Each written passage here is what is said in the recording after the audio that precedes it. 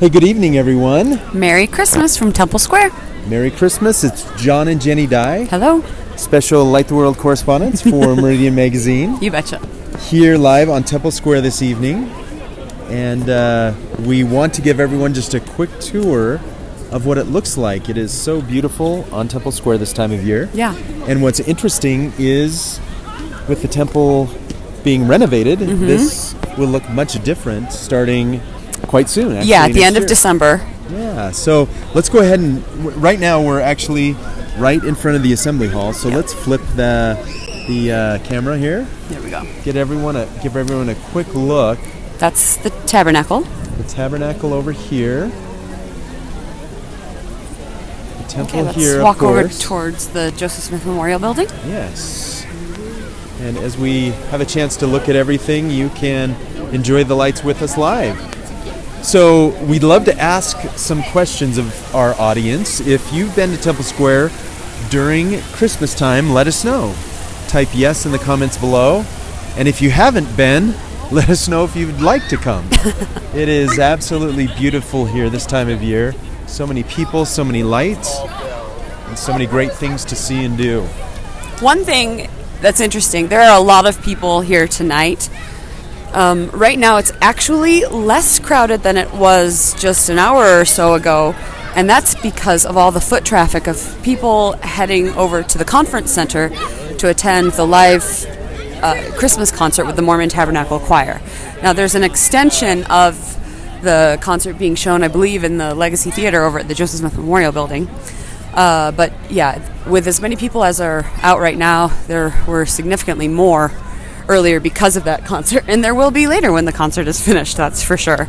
But one thing to keep in mind is coming to Temple Square around Christmas time, especially if you're coming for entertainment purposes by way of concert or music performance, it's not that you have to only come for a performance by the Tabernacle Choir or the orchestra at Temple Square. There are actually many, many really talented and amazing entertainment groups who come to Temple Square to perform throughout the holiday season, whether it's in the assembly hall or in the Joseph Smith Memorial Building.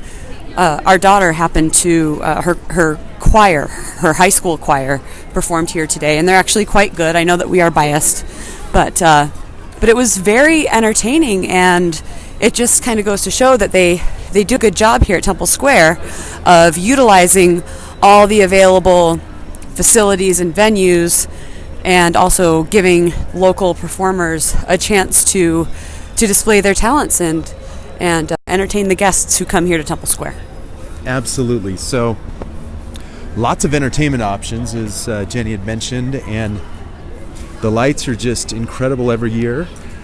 I remember when I worked closely with the church, I would see people starting to put the lights up literally in August. They have so many lights, just this red tree in front of us, That's which my is favorite one. Jenny's favorite. Just look at the sheer number of lights and how long it would take to thread all of those lights on that tree right in front of us. Incredible. So now we're going through the south gates here, or east gates, I guess. East gates here. Yeah. Here on this plaza thing. This is the plaza, and absolutely beautiful. This used to be a through street a decade and a half ago. Thumbs up if you remember that. Yes. Let's actually walk over here by the reflection pool. I believe it's called the reflection pool. Is that correct? Reflecting pool? Reflecting pool. Okay. This is where the nativity is. Reflector pool. Reflector pool. So you'll see, again, even though the Tabernacle Choir concert is happening right now, just the sidewalks are full of people. But here's the reflecting pool with Joseph and Mary, and the lights on top of the water, which is a hallmark. Little chillier over here. Yes. The wind. So we may just take a few minutes to look at this. Stunning. We might not go over to we may just stay here. Let's just do this, shall we? So So it's not the best angle for you all to see it, but I think you get the idea here with the Christ child in the manger, Joseph and Mary. And then on either side, at the far side there, where all the lights are, you can see the shepherds. And on the near side are the same. Flocks. So you have the livestock, and you have the shepherd with the shepherd's crook. And we're going to now go into the Joseph Smith Memorial Building, which is the building right in front of us, so you can take a glimpse at the giving machines. I'm going to stop here while this family takes a picture. We've got a picture happening. Okay. But yeah, you'll see the sheer number of people out here on Temple Square. Just absolutely incredible. So right in front of me, the high rise you see right here is the church office building. Multiple nativities are placed on the grounds over there. And here, as I mentioned again, this is the Joseph Smith Memorial Building. The plaza, just beautiful. All these lights. This time of year is absolutely beautiful downtown. So one option, if you are in the Salt Lake area and want to come down to Temple Square, there are some wonderful shows taking place in the Legacy Theater. Jenny, do you want to mention a few that are available? Sure. We picked up a schedule earlier today, and they've got it on a regular daily schedule throughout the month of December. But some of the ones that I believe they are showing include Mr. Kruger's Christmas, as well as The Christ Child, which is the new 18-minute short film that came out as part of this year's Light the World initiative. Also, let's see, some of the new Book of Mormon films, right? Yes, some of those are starting as well. Yeah, and it's on a rotation. You can pick up a schedule inside here in the Joseph Smith Memorial Building. So we're inside the building now. We're going to walk into this wedding reception. They look like a nice couple. Just kidding. And over here's the line for the hot chocolate. Across the way. So they sell hot chocolate here at the Nauvoo Cafe, but a beautiful tree is in the main area. That's what, 25 feet or so tall? You have someone playing the piano.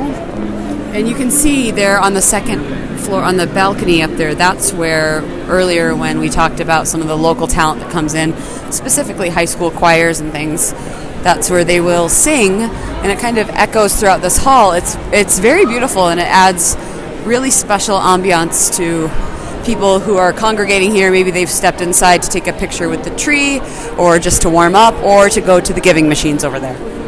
Yes, so the giving machines. Jenny, you've been here this year. Yep. It looks a little bit like a Disneyland line here because we have so many people. This is the longest I've seen it all day. Wow, for sure. For sure, but it winds through that room over there. It's like Disneyland. It absolutely is. But we have the giving machine. Should we wend our way over here? Yeah, sure. So tell us about some of the things in the giving machines, and also mention maybe the proxy giving machines piece that you're doing this year. So at each of the 10 giving machines locations, there are 6 charities represented. 2 are global charities, and then the other 4 are local. So here at the Salt Lake giving machines, I'm trying to remember, I know that one of them is CWS, which is Church Worldwide Services or something, and they provide services worldwide. Also, the other global charity represented here in Salt Lake City is UNICEF USA. The local ones, I believe, there is Neighborhood House, Salt Lake, Utah Food Bank, and I've spaced the other 2 because I didn't know you were going to ask me that. But that's what I can remember off the top of my head. But you can get anything from, I Care for Kids, meaning EYE. They provide things like contacts for teenagers or... different things that they've got. Contacts so we'll get Jenny on camera with the giving machines behind. Contacts for teenagers or eyeglasses, or you can even sponsor someone to get cataract surgery.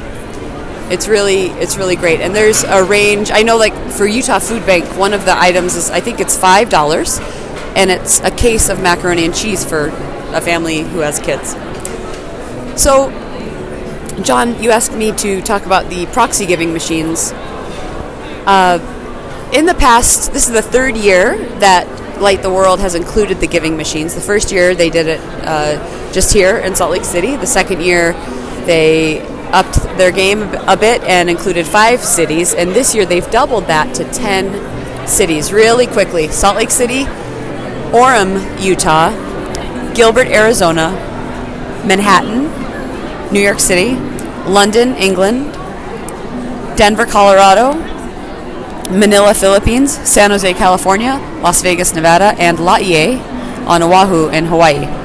Even with that number of locations for the giving machines, you know, over the past few years, John and I have done Facebook Lives like this at the giving machines, and the top comment that we would hear from people is, when are you coming to my city? I wish I could do this. And so this year what I've done just kind of on my own is I created an Instagram account called @ProxyGivingMachines. And what I've done is I've taken pictures and made posts of all the items in the Salt Lake location and the Orem, Utah location.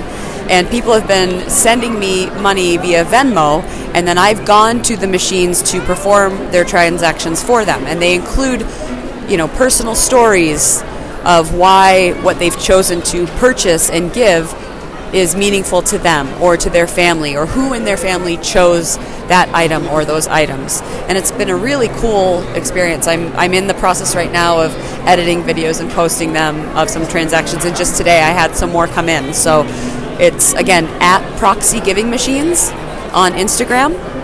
You can go ahead and follow it, send me a message if you'd like, if you have any questions about it, but it's a way for people who are not geographically close to any of the giving machines locations to participate. Wonderful. So @ProxyGivingMachines on Instagram. On Instagram, yes. There is also @LightTheWorld Giving Machines for all the giving machines, all 10 locations. There is an account also for Gilbert and for Denver and potentially even Las Vegas. We should maybe just look at the total donations here. Over 2.8 million have been donated to this point as of 10 a.m. this morning on all 10 giving machines. The top city donations are Salt Lake City with 743,000. Second is Orem, although we have that good elder in front, the volunteer, so we can't see everything, but it's 534,000.